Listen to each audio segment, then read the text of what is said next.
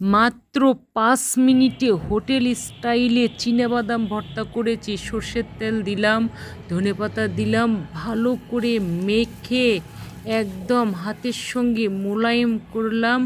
তারপরে একটু লেবু চিপে দিলাম ভর্তাটা আরও সুস্বাদু করার জন্য।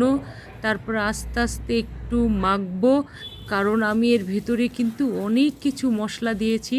সেগুলো আপনারা যদি কমেন্ট করেন তাহলে আমি জানাবো। মাখা হয়ে গেছে, তারপর হাতের ভেতর নিয়ে মুঠি মুঠি করে সাজালাম।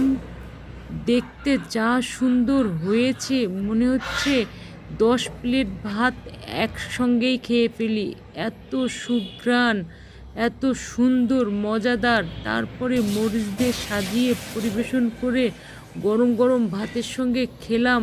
আহ, কি যে তৃপ্তি! মনে হলো স্বর্গ থেকে কোনো ভর্তা এনে আমি ভাত খেলাম।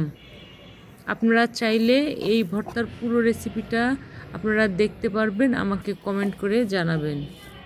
ভিডিওটি ভালো লাগলে লাইক, কমেন্ট, শেয়ার করবেন।